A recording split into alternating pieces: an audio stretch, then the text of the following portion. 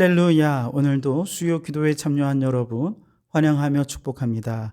오늘도 말씀 속에 기도의 제목을 찾아 간절한 마음으로 부르짖어 기도할 때 기도에 응답하시는 살아계신 주님을 만나는 은혜가 있기를 주님의 이름으로 축원합니다.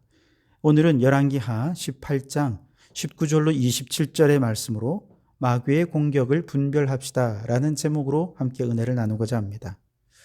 25세의 젊은 나이로 왕이 된 히스기야는 하나님과 연합한 자라는 평가를 받을 정도로 전무후무한 종교개혁을 일으킨 사람입니다.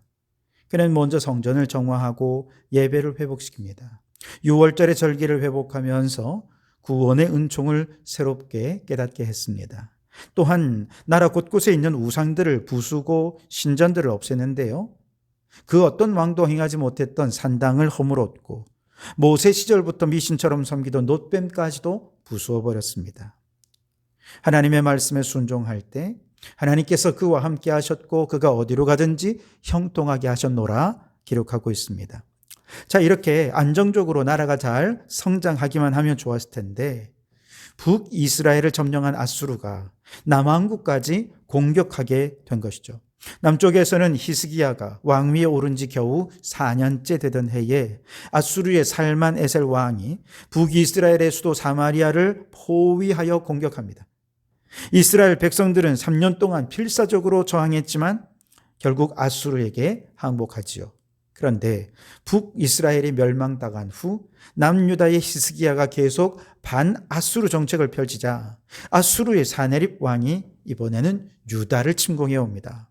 이때가 히스기야 14년째였습니다.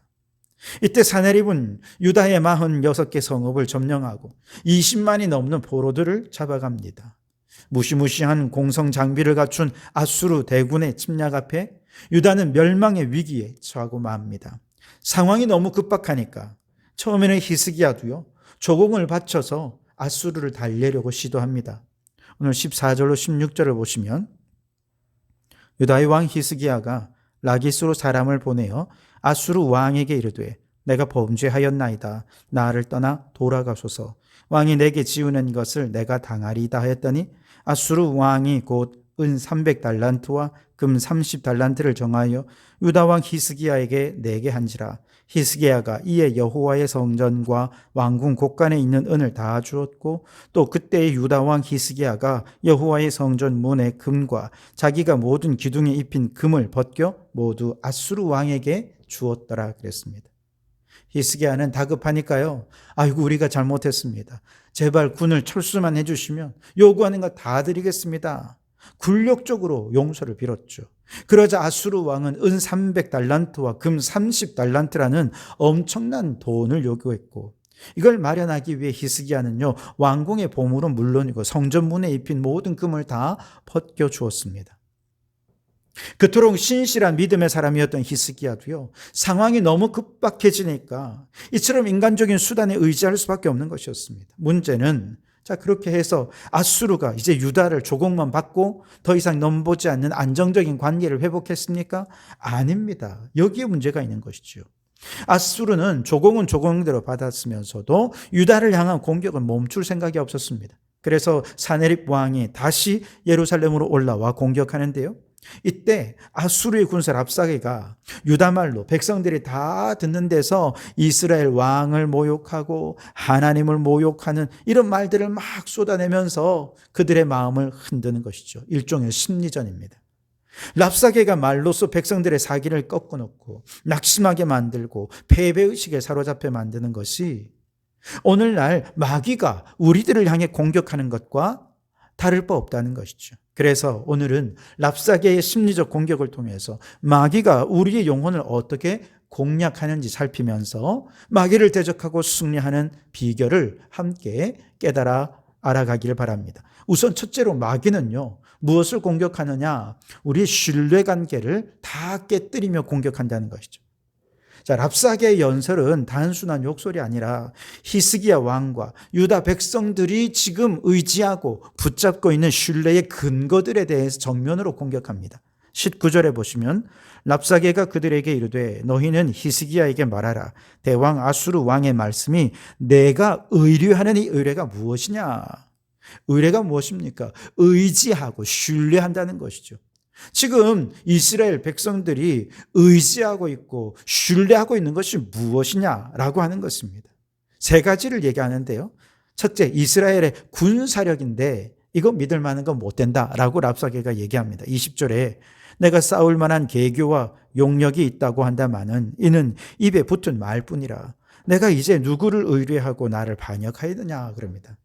싸울 만한 계교와 용력이 있다. 이 말은 전투에 필요한 전략 참모진과 군사력을 확보하고 있다는 뜻입니다.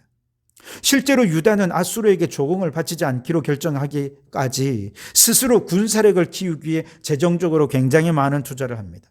그리고 주변 국가들과 군사 동맹을 맺기 위해서 노력을 많이 합니다. 그래서 이제 스스로 생각하기에 이 정도면 아수르에 대항할 만한 전투력을 갖추고 있다라고 생각한 것이죠. 놀랍게도 랍사게는 이러한 유다의 그동안의 군사력 증강을 위한 노력들 이미 다 알고 있었습니다. 그러나 비웃으며 말하죠. 이는 입에 붙은 말뿐이라. 허풍만 떨고 있다는 얘기입니다.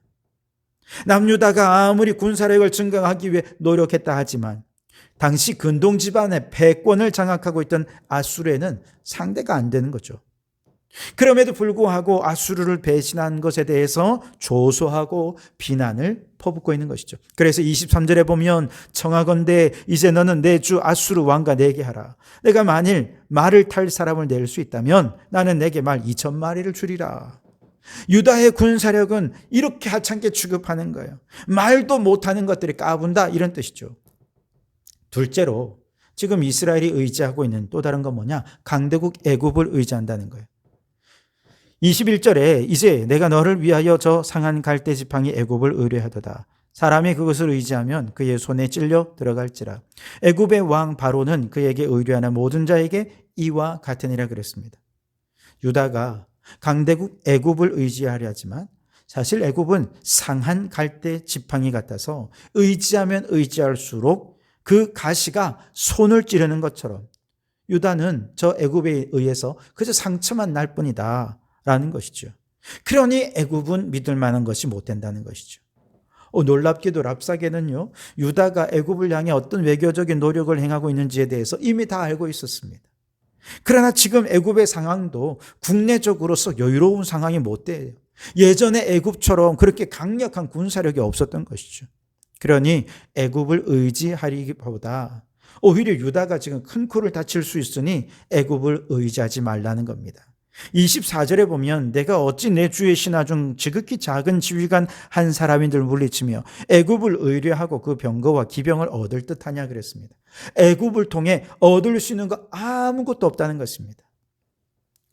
저는 이 랍사게가 이 유다 내부의 상황에 대해 너무나도 잘 알고 있는 걸 보면서 깜짝 놀랐습니다. 요즘 미국이 저 베네수엘라나 이란과 전쟁을 벌이면서 AI 기술, 첨단 기술을 동원해서 지도자들의 위치를 정확하게 파악하고 그리고 그에 대한 전력을 강화해서 집중적으로 투하하지 않습니까? 마두로 대통령을 체포하는 데는요, 불과 몇 분이 안 걸렸다는 것입니다. 그만큼 정확한 정보를 갖고 있었다는 것이죠. 또 이란의 지도자들이 어디 있는지 알고 정밀 타격해서 지도자들을 한 사람 한 사람 그 가족들까지 다 죽이는 걸 보면서 역시 미국의 정보력이 세계 최강이구나 깜짝 놀랐습니다. 그런데 랍사게도 그랬어요. 모르는 게 없습니다. 아마도 그 당시는 간첩들을 곳곳에 많이 심어 놓아서 수많은 정보를 얻고 정보를 가지고 아마 지금 이 유다를 향한 전쟁도 시작했을 것입니다. 그런데 여러분, 악마는 디테일에 있다고 하지 않습니까? 마귀도 랍사게처럼 우리가 무엇을 의지하고 있고 무엇을 신뢰하고 있는지 그 신뢰하는 대상이 어떤 존재인지 디테일한 부분까지 모르는 게 없어요. 마귀가 우리와 영적 전쟁을 하면서 우리에 대해서 나보다 나를 더 자세히 알고 있습니다. 우리의 마음과 생각까지 들어와서 무슨 생각하는지 내가 무엇을 지금 더 의지하는지 무엇 때문에 연약해졌는지 세세하게 정보를 다 캐내가고 있습니다. 심지어 랍사게의 말은 틀린 게 하나도 없잖아요. 마귀도 마찬가지죠. 마귀의 말이 틀린 거 하나도 없습니다. 여러분 생각해 보십시오. 군사력을 의지하지 말라. 또 강대국을 의지하지 말라. 이거 하나님이 모세 때부터 말씀하신 거 아닙니까? 여기까지만 얘기를 들으면 야, 이건 랍사게의 말이라기보다 어떤 선지자의 말인가 보다 이렇게 착각할 정도입니다. 마찬가지로 마귀도요, 성경을 인용하고 신앙적인 용어를 사용해서 자칫 잘못하면 믿는 사람들의 경건한 충고와 권면이라 해도 손색이 없을 정도로 그렇게 교묘하게 우리를 공격하면서 모든 신뢰관계를, 사람에 대한 신뢰관계들을 다 부숴버리고 마는 것이죠. 그런데 여기 마지막 한 가지가 정말 잘못된 게 있습니다.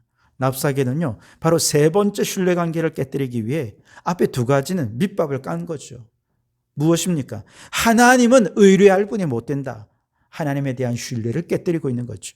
22절 상반절에 보시면 너희가 내게 이르기를 우리는 우리 하나님 여호와를 의뢰하노라 하리라마는 그랬습니다. 하나님 여호와를 의지하고 아무리 예배한다 하더라도 하나님은 유다에 전혀 도움이 되지 않을 것이다 라는 뜻입니다.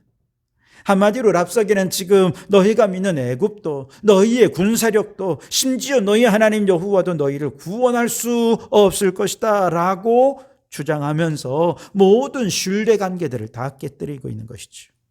중요한 것은 마귀는 어떻게 우리를 공격하느냐, 우리가 신뢰하고 있는 모든 신뢰관계들을 다 산산히 부숴놓는다는 것입니다. 욥을 한번 생각해 보십시오. 마귀가 하나님 앞에서 뭐라고 말합니까? 하나님이 욥에게 너무 많은 복을 주시니까 욥이 하나님을 믿는 거 아닙니까? 만일 욥에게 고난을 주시면 그는 아마 당장 하나님을 욕하고 떠날 겁니다. 마귀는 하나님과 욥의 사이의 신뢰관계를 공격한 것입니다. 그러나 하나님의 욥에 대한 신뢰는 너무나도 확고했죠. 그래서 하나님께서 마귀의 공격을 허락하신 것 아닙니까? 그래서 재산 다 잃어버리고 자녀들 잃어버리고 건강까지 모두 빼앗아가면서 하나님이 너를 버리셨어, 의심을 심어주는 것입니다. 심지어 아내를 동원하고 친구들까지 동원해서 하나님을 원망하라고 부추겼지만 욥은 도무지 이해할 수 없는 고난 속에서도 하나님을 향한 신뢰를 포기할 수 없었습니다. 그래서 그는 고백하지요. 내가 못해서 알몸이 나왔은즉 또한 알몸이 그리로 돌아가올지라. 주시니도 여호와시요 거두시노도 여호와시오니 여호와의 이름이 찬송을 받으실지니이다. 여러분, 하나님에 대해 또 사람들에 대해 신뢰를 깨뜨리게 만드는 마귀의 공격에 대해 우리는 잘 분별하고 승리할 수 있어야 되겠습니다. 어떻게 해요? 두 가지인데요. 하나는 우리 하나님의 선하심을 의심하지 말라는 것입니다. 아무리 상황이 나빠 보여도 하나님이 여전히 우리를 사랑하고 계십니다. 상황이 나쁘면 하나님은 나를 버리셨나 봐, 하나님은 나를 사랑하지 않으시나 봐. 여러분, 그렇게 하나님을 의심하기 시작하면 이건 마귀의 공격에 무너진 것입니다. 아무리 상황이 어려워도 그럼에도 불구하고 하나님은 나를 사랑하셔, 하나님은 여전히 우리와 함께 하셔, 모든 것이 합력하여 반드시 선을 이루게 해 주실 거야 라고 하는 굳건한 신뢰로 하나님을 의지한다면 마귀의 이간질을 무기력화하고 굳센 믿음으로 다시 세워지게 될 것입니다. 둘째로, 우리는 사람을 영적 전쟁의 대상으로 보아서는 안 됩니다. 즉, 나를 공격하는 사람 배후에 마귀의 영적 공격이 있음을 분별하는 건 좋아요. 그러나 그 사람은 우리가 전쟁의 대상으로 삼으면 안 됩니다. 사람은 용서와 사랑의 대상이죠. 그래서 어떤 선교사님이 이제 선배 목사님을 찾아왔대요. 분노하면서 목사님 저 이혼해야 될 것 같습니다. 그러면서 막 우통을 벗어요. 보니까 막 멍자국이 여기저기 있는 거죠. 그러면서 얘기합니다. 목사님, 제 아내가 이렇게 나한테 폭행을 행합니다. 목사님이 그 사모님의 폭력을 지금까지는 참았는데 이제 도저히 참을 수 없어서 이혼해야 되겠다는 것입니다. 그러면서 하는 말이 목사님, 제 아내가 저의 십자가입니다. 그러더라는 거예요. 그러자 선배 목사님이 정색을 하며 얘기했습니다. 이복의 후배님, 사모님이 십자가가 아니라 그런 사모님을 끝까지 인내하며 용서하며 사랑하는 것이 십자가일세 라고 말했다는 것이죠. 여러분, 사람은 영적 전쟁의 대상이 아닙니다. 사람은 사랑과 이해와 용서의 대상일 뿐이죠. 우리는 그 이면에 있는 마귀와 싸워야지 사람과 싸우려 해서는 안 되는 것이죠. 그러니 여러분, 마귀는 철저히 사랑하는 사람들과의 신뢰관계를 깨뜨리고 하나님과의 신뢰관계를 무너뜨리기 위해 우리를 공격한다는 걸 깨달으시고, 그럴 때 더욱 하나님을 신뢰하고 의지하시고 마귀의 공격을 모두 무너뜨리고 승리하는 성도들이 되실 수 있길 바랍니다. 두 번째로 랍사게는 히스기야의 종교개혁에 대해 부정적인 시각을 갖게 만들었어요. 22절 하반절에 보시면 히스기야가 그들의 산당들과 제단들을 제거하고 유다와 예루살렘 사람에게 명령하기를 예루살렘이 제단 앞에서만 예배하라 하지 아니하였느냐 하셨나니 그랬습니다. 여러분, 히스기야의 산당 제거는 그 어떤 왕도 하지 못했던 하나님이 가장 기뻐하시는 종교개혁 사업이었습니다. 그래서 히스기야 왕은 하나님과 연합한 자라고 전무후무한 믿음의 사람이었노라는 평가도 받았습니다. 그런데 랍사게는 히스기야가 산당을 제거한 것을 두고 말하는 거예요. 그것 때문에 하나님이 이걸 너희를 노엽게 한 것이라고. 그래서 하나님이 히스기야를 징계하기 위해서 우리가 하나님의 뜻을 따라 이곳에 올라오게 되었다라고 거짓말을 하는 것입니다. 25절에 보시면 내가 어찌 여호와의 뜻이 아니고야 이제 이곳을 멸하러 올라왔겠느냐. 여호와께서 전에 내게 이르시기를 이 땅으로 올라와서 쳐서 멸하라 하셨느니라 하는지라. 여호와 하나님께서 저 산당을 제거하고 놋뱀을 제거하면서 악한 일을 행하는 히스기야를 쳐서 멸하라고 말씀하셔서 우리는 하나님의 뜻을 따라 여기 올라온 거야 라고 궤변을 펼치는 것입니다. 여러분, 마귀는 우리 시각을 왜곡되게 만들어서 하나님께로부터 멀어지게 만드는 방식으로 우리를 공격합니다. 여호수아와 갈렙이 가나안을 정탐할 때를 생각해 보십시오. 10명의 정탐꾼은 마귀가 심어준 전형적인 부정적인 시각에 함몰되었죠. 그들은 하나님이 주시기로 한 땅을 거주민을 삼키는 땅으로, 자신들은 메뚜기로 비하했습니다. 바로 여기에 마귀의 공격이 있었던 것이죠. 하나님이 기뻐하시는 가나안 성의 입성을 자살행위나 불가능한 무모함으로 바라보게 한 것입니다. 이러한 마귀의 공격에 10명의 정탐꾼과 모든 백성들이 다 넘어갔죠. 그러나 오직 여호수아와 갈렙은 환경이 아니라 하나님이 여기 우리와 함께 하시는가에 집중했습니다. 그래서 민수기 14장 9절에 여호수아와 갈렙이 말하죠. 그들은 우리의 먹이라. 여호와는 우리와 함께 하시느니라. 그들을 두려워하지 말라. 왜곡된 시각을 아무리 교정시켜 주려 해도 이미 한번 잘못되어 버린 그 시각을 교정하는 것은 불가능했습니다. 결국 이스라엘 백성들은 모두 광야에서 쓰러졌지만 하나님의 시각으로 바라본 두 사람만이 약속의 땅에 들어갈 수 있었던 것이죠. 특별히 여러분, 역대기의 말씀에서 랍사게의 이 잘못된 해석을 이렇게 상세히 기록하는 이유가 뭐겠습니까? 오히려 히스기야의 종교개혁이 올바른 방향이었다는 것을 역설적으로 보여주려는 것입니다. 그러니 여러분, 우리의 시각이 마귀에 의해 왜곡되지 않도록 해야 하겠습니다. 하나님이 기뻐하시는 것 우리도 같이 기뻐하고, 하나님이 싫어하시는 것 우리도 싫어하면서 하나님이 보여주시는 것 그대로 보고, 보여주신 대로 믿고 믿음대로 순종하는 성도들이 되시기를 주님의 이름으로 축원합니다. 마지막으로 마귀는 말로서 공격해요. 오늘 본문에 보면 랍사게가 유다 말로 크게 소리 질렀다 이렇게 말합니다. 26절에 hil기야의 아들 엘리야김과 셈나와 요아가 랍사게에게 이르되 우리가 알아듣겠사오니 청하건대 아람 말로 당신의 종들에게 말씀하시고 성 위에 있는 백성이 듣는 데서 유다 말로 우리에게 말씀하지 마옵소서. 그렇게 말합니다. 이 유다의 관리들은요, 아람 말로 해달라고 부탁해요. 그래야 백성들이 못 알아들으니까. 그러나 랍사게는 당연히 거절을 하죠. 다시 말해 성벽 위에서 듣고 있는 일반 백성들, 군사들 마음을 흔들지 말아달라고 요청했지만 랍사게는 당연히 오히려 더 거친 말로 유다 말로 공격했고, 유다의 군사들은 그 말에 사로잡혀서 패배감과 절망감과 낙담에 사로잡히게 되었습니다. 그런데 마귀도 마찬가지입니다. 마귀도 끊임없이 말로써 우리를 공격해서 우리의 정체성을 잃어버리고 우리가 하나님의 자녀라는 사실을 잃어버리게 만들고 하나님으로부터 멀어지게 만드는 것이 마귀의 공격입니다. 그런데 그 마귀의 언어적인 공격을 물리친 가장 완벽한 표본은 바로 예수 그리스도이시죠. 광야에서 마귀는 40일 금식하신 예수님을 찾아와서 말로서 시험하죠. 심지어 그 말 속에는 성경 구절까지 인용하는데 아주 교묘하게 언어적인 함정을 팠습니다. 마귀는 뭐라고 말합니까? 내가 만일 하나님의 아들이거든 예수님이 하나님의 아들이라는 정체성을 흔들었죠. 그리고 성경의 약속을 예수님의 개인적인 영광을 위해 사용하도록 부추겼습니다. 예수님께서는 이러한 마귀의 논리에 흔들리지 않으셨죠. 논쟁하는 대신 기록되었으되 정확한 하나님의 말씀을 선포합니다. 사람이 떡으로만 살 것이 아니요 하나님 입으로부터 나오는 모든 말씀으로 살 것이니라. 주 너의 하나님께만 경배하고 다만 그를 섬기라 하였느니라. 그러면서 마귀에게 기록된 말씀을 정확하게 선포하니 그 말씀의 권위 앞에 마귀의 거짓 논리는 힘을 잃고 마귀는 떠나가게 된 것입니다. 그렇습니다. 오늘 마귀도 우리를 말로써 공격해요. 마귀는 말의 힘을 너무 잘 알고 있어요. 하나님은 그 말의 힘으로 생명을 창조하고 세상을 창조하셨지만 마귀는 그 말로 인생을 무너뜨리고 실패와 절망으로 넘어지게 만듭니다.